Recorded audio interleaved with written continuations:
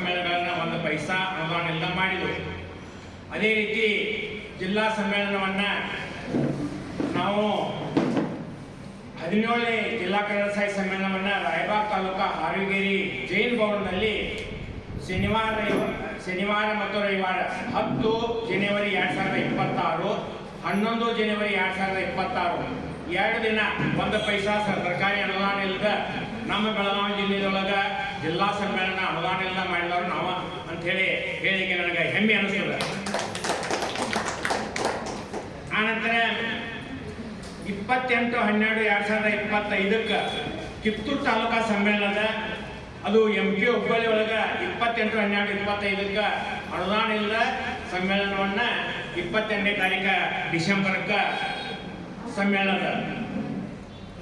ಇನ್ನು ಈ ತಿಂಗಳ ಕಾರ್ಯಕ್ರಮ ಹೆಸರು ಹಾಕಿದಾರು ಎಲ್ಲರೂ ಬಂದಾರಂತ ಭಾವಿಸ್ತೇನು.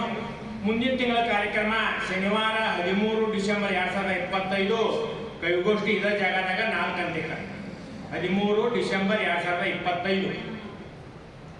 ಇನ್ನು ಬೈಲಹೊಂಗಲ ತಾಲೂಕಾ ನೀನಾದೊಳಗೆ ತಾಲೂಕಾ ಸಮ್ಮೇಳನವನ್ನು ಏರ್ಪಡಿಸಿದ್ದಾರೆ. ಅಲ್ಲಿ MLA ಅವರು ಅಧಿವೇಶನ ಇದ್ದ ಸಲುವಾಗಿ ಒಂದಿಟ್ಟು ಇಲ್ಲಿ ಅಧಿವೇಶನದ ನೋಡಿ ಒಂದು ಡೇಟ್ ಕೊಡ್ಕೊಂಡಾರು. ಆ ಡೇಟನ್ನು ಫಿಕ್ಸ್ ಮಾಡೋದು ಅಷ್ಟೇ ಉಳಿದ ಎಲ್ಲ ಬಾಕಿ ತಯಾರಿಯಾಗಿದೆ. ಜಿಲ್ಲಾ ಸಮ್ಮೇಳನದ ಕಾರ್ಡ್ ಪೂರ್ತಿ ರೆಡಿ ಮಾಡಿ ಇಟ್ಟಿದ್ದೇವೆ, ಬಿಡುಗಡೆ ಮಾಡೋದು ಅಷ್ಟೇ ಉಳಿದ. ಆನಂತರ ನಮ್ಮ ಜಿಲ್ಲಾ ಕಾರ್ಯಕಾರಿ ಸಮಿತಿ ಸಭೆಯನ್ನು ಡಿಸೆಂಬರ್ 7ಕ್ಕೆ ಇಲ್ಲೇ ಇದೇ ನಮ್ಮ ಸಾಹಿತ್ಯ ಪರಿಷತ್ ಭವನದಲ್ಲಿನ ಅವತ್ತು ಕಾರ್ಯಕಾರಿ ಸಮಿತಿ ಸಭೆ ಅದ.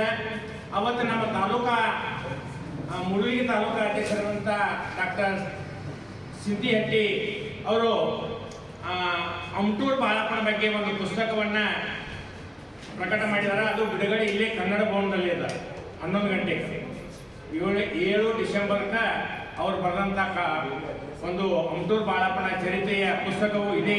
ಇದರಲ್ಲಿ ಬಿಡುಗಡೆ ಅದ.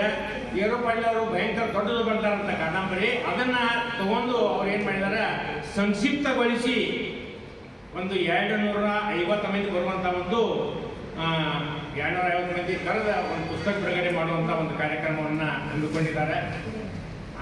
ಇಷ್ಟು ಒಂದು ಪ್ರಾಸ್ತಾವಿಕ ಈ ಒಂದು ಹೊಸ ವಿಷಯ ಅಂತಂದ್ರೆ ಇವು 4 ವಿಷಯಗಳು ಹೊಸವಾಗಿ ಬಂದು ರಾಮದುರ್ಗ ತಾಲೂಕದೂ ಅದ ಫಿಕ್ಸ್. ಅಲ್ಲಿಯೂ MLA ಅವರು ಅದೇ ಒಂದು ಅಧಿವೇಶನ ಇರೋದ್ರಿಂದ ಅದು ಒಂದು ಡೇಟ್ ಕೊಡುವಂಥದ್ದು ಒಂದು ಅಲ್ಲಿಯೂ ಮಾಡಲಿಕ್ಕೆ ತಯಾರಿ ನಡೆದ. ಅಲ್ಲಿ MLA ಅವರು ಹಿಂಗೆ ಹೇಳಿದ್ದಾರೆ, ಅಧಿವೇಶನ ಆಗಲಿ, ಅಧಿವೇಶನ ನೋಡ್ಕೊಂಡು ನಾನು ನಿಮ್ಗೆ ಡೇಟ್ ಕೊಡ್ತೀನಿ ಅಂತಂದ್ರೆ.